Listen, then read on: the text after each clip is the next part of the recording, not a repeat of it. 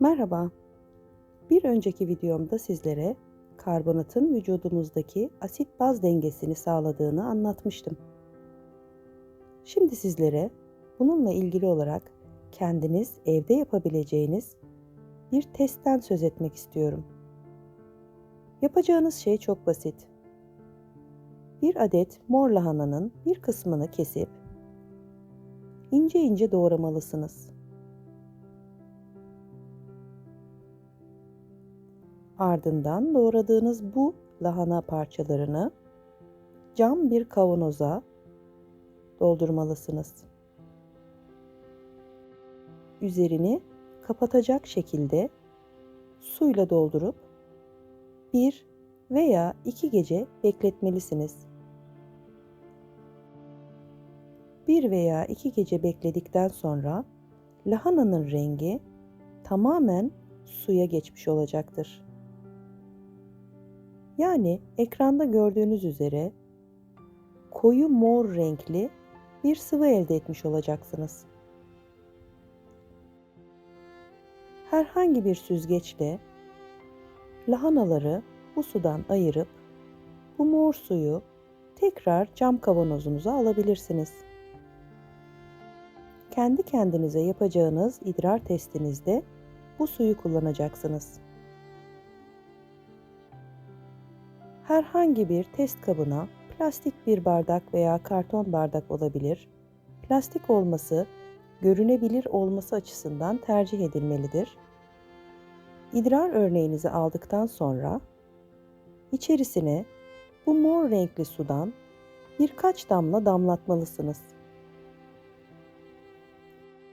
Sizlere şu anda göstermiş olduğum görüntülerde sirke kullanmaktayım. Sirke asitli olduğundan dolayı içerisine bu lahana suyundan koyduğumuzda rengi kırmızı olmaktadır. Suyun içerisine damlattığımız lahana suyu ise mavi renk veya açık mor renge dönüşmüştür. Hatta ekranda gördüğünüz süzmek için kullandığım tasa tekrar su doldurduğumda renk açık mavi olmuştur. Kendi idrarınıza damlattığınız mor renkli sudan sonra idrarınızın rengine bakarak vücudunuzun asitli veya bazik olduğunu kendiniz anlayabilirsiniz. Bir önceki videomda bahsettiğim üzere vücudumuz eğer asitli bir ortamda ise hastalıklara davetiye çıkarmaktayız. Bu testi karbonat içmeden önce yapıp daha sonra karbonat içerek tekrar ettiğinizde idrarınızdaki renk farklılığını göreceksiniz. Böylelikle karbonatın vücudunuzda ne tarz bir etkiye sebep olduğunu da daha net anlamış olacaksınız. Vücudunuzun asidik seviyesini ölçebileceğiniz test çubukları eczanelerde de satılmaktadır.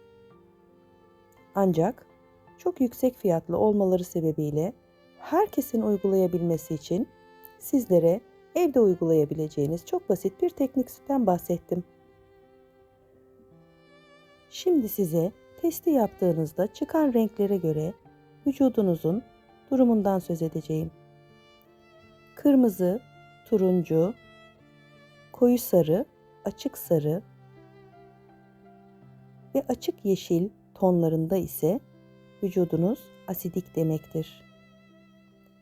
Koyu yeşil, mavimsi yeşil, turkuaz rengi, mavi, lacivert ve mor tonları ise vücudunuzun yüksek bir pH'a sahip olduğunu gösterir.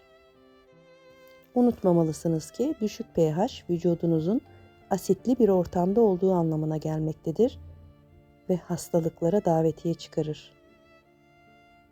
Karbonat serisinin diğer videolarını kaçırmamak için kanalıma abone olmayı ve yakınlarınıza tavsiye etmeyi unutmayın. Sokak hayvanlarına vereceğiniz bir kap mama ve bir kap su sizlere katlanarak, çoğalarak geri dönsün. Mucizeler her daim bizimledir. Sevgiyle ve hoşça kalın.